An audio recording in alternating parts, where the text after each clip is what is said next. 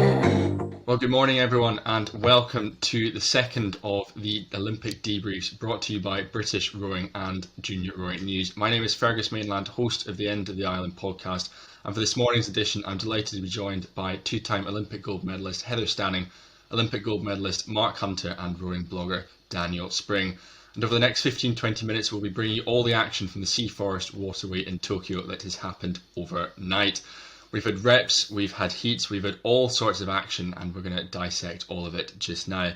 But before we dive into some of the action from the British crews, just a few things to go through. And Mark, probably the first thing of interest to note is one of the Dutch scullers withdrawing from the men's single scull due to medical reasons. What sort of impact is this going to have on the wider Dutch team, do you think?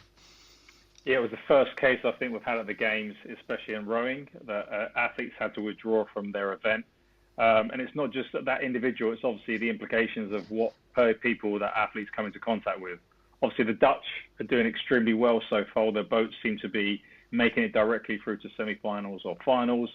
And it'd just be interesting over the next 24 hours to see what progresses with that, who that athlete came into contact with. So it's just something to watch. And I'm sure we'll be getting a few more incidents of that taking place over the coming weeks. And Heather, one of the probably notable races that we had in the repechage was probably the women's double sculls, seeing China getting knocked out or out of contention for semi-finals. How much of a shock do you think that was for everyone watching on?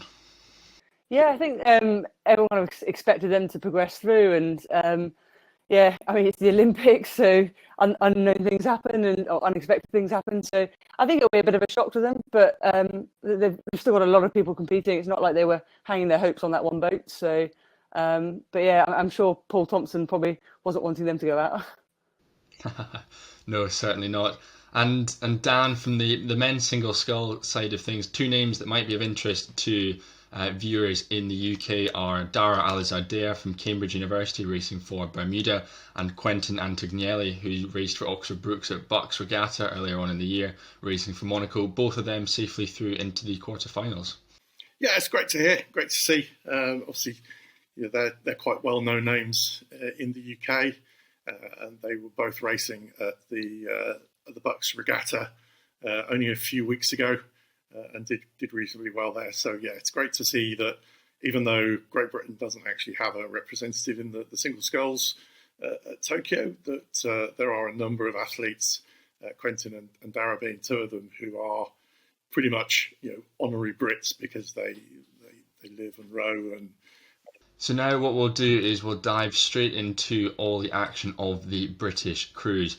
And first up, Heather, we'll talk all things women's pair, the Olympic debut of the combination of Helen Glover and Polly Swan. And just before we talk about the actual racing, how much have you been in touch with Heather in the lead up to the Games or just after their race as well? Yeah, I mean, me and Helen talk quite a lot. Recently, it's probably been less rowing and more children, but that's where we are in life. But no, I think they went to the Games. I mean, they've said it openly. They didn't really know what to expect. They've only raced in the European nations, so there's just loads of data on people they didn't have. I think they've now got that data, which will be really important. And for them, it was just going out and just getting a race done, getting that under their belts, and then now setting themselves up for the semi-final and the final. Okay, it may not have been the performance they necessarily wanted, but let's not get hung up on where they were. They're through to the semi-final. The race that actually matters is the final. Yeah, Mark, that's a good point there that Heather makes. They were obviously third. We've got the data. They were slower than the Australians in their heat, but as Heather said, job done into semi-finals. Yeah, I agree with job done, but it was the manner the performance was done. Watching it, the Aussies obviously doing two events. They weren't full foot to the floor, and the Brits were sprinting at the end. So I think that's quite interesting. And I think also the dynamic of the combination, obviously they haven't raced much. They have raced before, obviously they're being world champions, but I think it's a bit of a shell shock. I do actually think they would have thought of being a bit closer to the Aussies. But obviously this is when, kind of Olympic champions step up, and that review phase and debrief is going to be so important going into that semi-final because they came third. That semi-final now is going to be much tougher than what it would have been potentially if they come second or first. So it'd be interesting to see how the draw evolves. and whether it goes to play on their side or it goes against them as they move into the semi-final. I think discussing about the lanes, Dan, is quite an interesting thing, because obviously we've just had the Eights races brought forward to earlier on this morning due to poor weather conditions that are supposedly inbound. But on the flip side, we've had scullers like Sverre Nielsen from yesterday saying the conditions are actually, they were fine for him. So we've had a lot of talk, a lot of discussion about conditions in Tokyo. How important are they going to be in the days to come in semi-finals and finals? I think it's going to be critical, and it's going to be even more important. I think performances in the heats, in semi-finals, in quarterfinals, if they're out, to make sure that you're getting the best lane, so that if there is a situation where the FISA Fairness Commission have to step in and look at redrawing lanes, that you're in the best position to get the best lane you can. It's not just about, okay, we've done enough to get through to the next round. You know, with these conditions, you're really going to have to put strong performances at every race, so that you're always in the best position at the next heat, the next part of your racing. Because we've seen that it looks as like the wind very often is either a direct tail or a direct head, which in theory is fair. I think just the pure strength of the wind that they're forecasting for the next few days, gusting up to 30 miles an hour, is going to make it very, very challenging. So yeah, you really want to make sure that you're putting your boat in the best possible position you can be in. So Mark, that's Helen and Polly safely through to the semi-finals. Also into the semi-finals are the lightweight women's double scull combination. Second in their heat behind Romania, France and the Netherlands also winning their respective heats as well. And of course, Netherlands still looking hot after setting that world record earlier on in the season. Yeah, definitely. Watching the racing this morning, the Dutch are definitely probably the most technical crew in the whole regatta. They're a phenomenal combination. Obviously, they set the world record a couple of weeks ago. The Brits in their particular race, they were in a really good position. I don't think they actually looked out and just kept tabs of the Romanians, and the Romanians slipped through in the last couple 100 meters. But it was a solid performance, and they've moved on to the semi-final. So, a really strong performance there, and looking forward to them progressing onto the final with some of the great racing and performances they've done throughout the season so far. And I think, Heather, despite placing second, they were second in the quickest heat of the lightweight women's double sculls, and as we know with lightweight racing, it's just so tight, it's so competitive. So actually, a second place in that heat it's a strong performance from them. Yeah, absolutely. And I think if you look at the kind of the times across other events as well this morning, and their probably percentage time was greater than some of the other races. So it's certainly it's a feisty competition they've got, and for them to be second, and like Mark said, it almost looked like they didn't really notice the Romanians in the far lane. And so I think they've definitely got another gear to go. And actually kind of watching them this morning reminded me a little bit of Hoskins and Copeland, and kind of just being slightly understated. And there's some feistiness in there. And when that comes out, I think that's going to be great to see. Well, Mark, then we'll certainly be hoping to see some of that golden action repeated then from 9 years ago. Yeah, it's been when you say 9 years, you make me feel really old. So thanks for that, Fergus.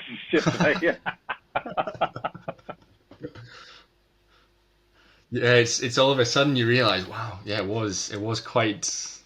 I don't want to say some time ago to sort of add to it, but yeah, 9 years ago, London Olympics. But it's so good that people are still talking about London and still referring to it as as the greatest performance and one of the greatest Olympics that many of us can remember. So what we'll do now is we'll head on to our two fours, our men's four and our women's four. And Dan, let's start with the good news. Let's start with the men's four. Fastest time out of the two heats, quicker than the old rivals, Australia. So a very good job done there from the men's quartet. Yeah, I mean, fantastic performance. I mean, I think they were always heading into Tokyo. They were always going to be one of the favourites for the best performance from the British team. I think it wasn't just the fact they won. I think the way they rode would just look absolutely superb. I mean, Heather will probably know more about it than I do, but you can see the hand of Robin Williams in that crew, and the way he's just developed them technically. They were a really good crew in 2019, bronze medalists, but since then they've really stepped on and they're rowing so well. But bring on the Aussies. it's not an Olympic regatta. Final. And Heather, I think actually watching the 3-part documentary that came out in the lead up to the games, I think what was fascinating from this men's four is that even though they're not the top priority boat on the men's side, they go into every single race and every single event that they take on. They've got that top boat mentality. And how important is that for them to have to boost their confidence going from race to race? Yeah, it's massively important because it's the psychological battle. If you can win that, you're putting yourself in the best possible position to perform at your best. So it was really interesting listening to that documentary and hearing Matt kind of talk about Robin and say kind of how much they trust him. That's exactly what me and Helen did. Like, he is probably the best coach in the world. Just do as he says and you'll be fine. But the way he kind of gets you to do things, and I think he's doing it with the four, is he poses questions. He asks questions of you, of the athlete, so you find the answers. And it's just really clever way of coaching, I think. And you're just seeing it with that four. They're growing every time they race, and it's really exciting to see.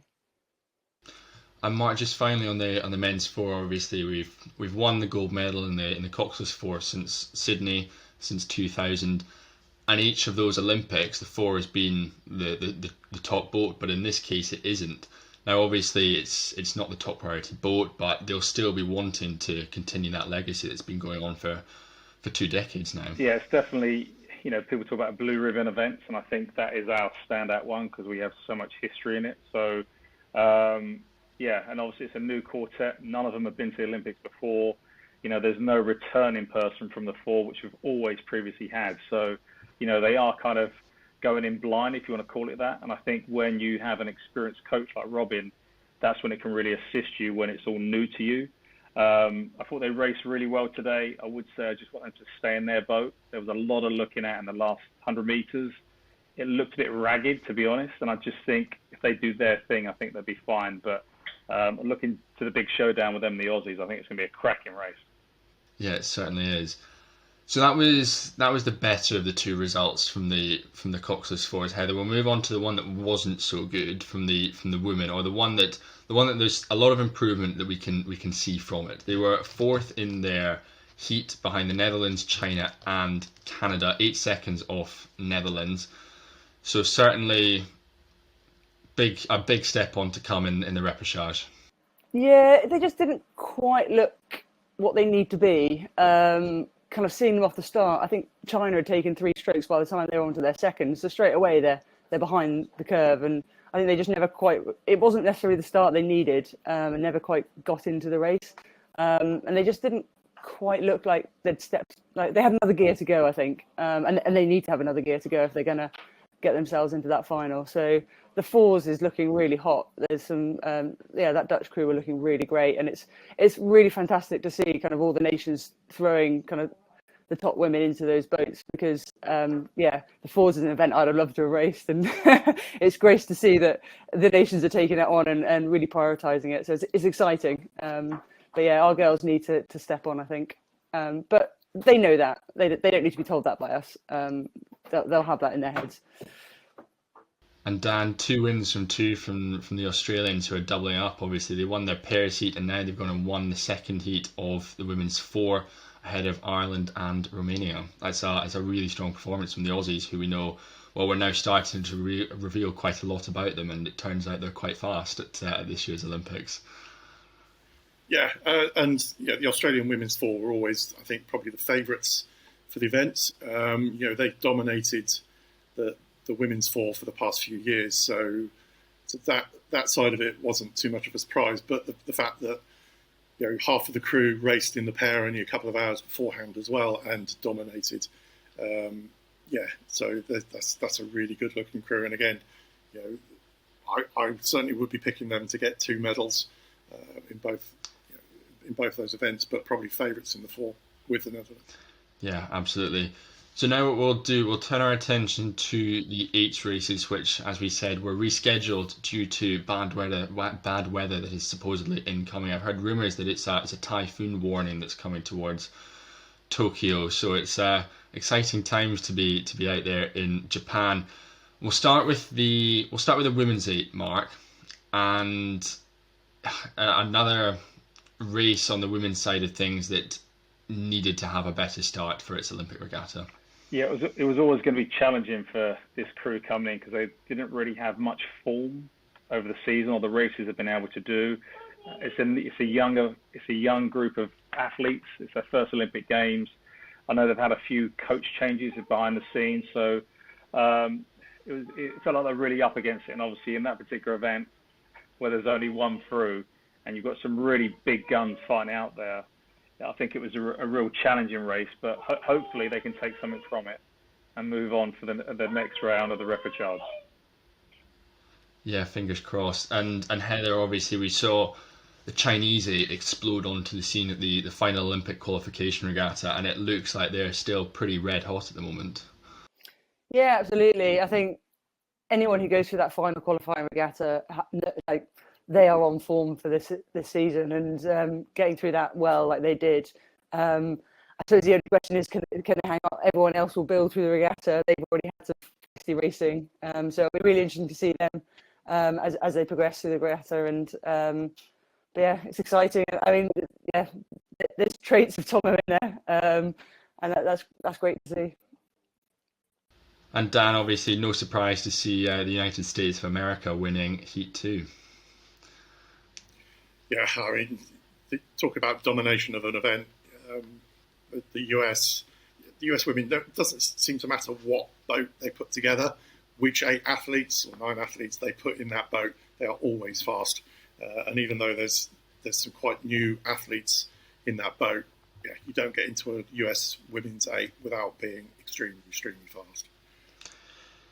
So our final event that we will dive into is the men's 8, another race, Mark, that we were hoping was going to go another way after results we've had this season. We've had some very promising results from Great Britain, but this time round they were beaten by the Netherlands, they were beaten by New Zealand, and they just looked a bit short and not quite the usual standard we've seen over the past few months or so. Yeah, and it could be for a number of reasons. Obviously, there's been 6 or 7 weeks to the last event, and also the expectations gone up now. They were kind of trying to find their way during the season and get back on terms. Obviously, they kept bronze in 2019, but now there was that external pressure I think they probably put on themselves because they are the top 8 in the world at the moment. Came in and it just looked a bit short, stabby, not in their kind of real rhythm. So, they'll have time to reflect on that, and they're going to have to reflect very quickly because this rep's going to come around very quickly. They definitely have the caliber to do it, but it's whether they can step up as a unit now and really put themselves at the forefront going into that repechage. And Heather, obviously, on the other side, we had Germany. The last time we saw Germany didn't look like the usual German unit that we would expect to see. But this time they're back. They've beaten the United States, and they were on top in the first heat. Yeah, they were, but they weren't. Yes, they won, but the fact that they were so happy to have won didn't kind of give the message of we're dominant and we're confident. I think that will give them the confidence to go through to the final. Absolutely, but yeah, it's interesting. I think that the men's 8 is definitely it's all out there with the Dutch and the US are really kind of stepping their game on, and so yeah, I don't think it's going to be a German GB race as we've seen for the years gone by. But Dan, to end it on a positive note, if there is one man who can help guide this GB men's 8, then it's Steve Trapmore. He can take these boys back onto the podium and into gold medal contention, can't he? Absolutely. I mean, if you think back when Steve Trapmore won his Olympic gold medal in the men's 8, they lost their heat. They won it through the rep. So he's got experience of that, and he won't be fazed by that. And I know some of the crew have already said that they really mucked up the start because I think there was a problem with the start, and there was a really long hold, and they just scrambled off the start. But they've also put their hands up and said, well, it was the same for the other 2 crews.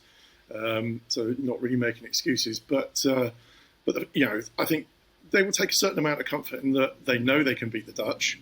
The Dutch have only beaten them once, since 2019, so they know what their speed is, and they know that they would have been in a better position to have beaten them. So whilst obviously they're going to be massively disappointed to have to go through the rep, I don't think they're going to be. It's not like we put our best performance out there and we still lost. they're going to be like, that was a rubbish row. That was probably one of our worst rows for a number of years. We know we just can get it right in the rep, get it right in the final, and still definitely be up there for the top honours. Well, fingers crossed, and we'll be saying a prayer before the repechage for a few of our Great Britain crews in the days to come. So in tomorrow's debrief, we've got plenty more reps, we've got plenty more semi-final action to come. But for now, my thanks to Mark, to Heather and to Dan for joining us for the second instalment of the Olympic Breakfast Debriefs. And I hope you join us again tomorrow morning.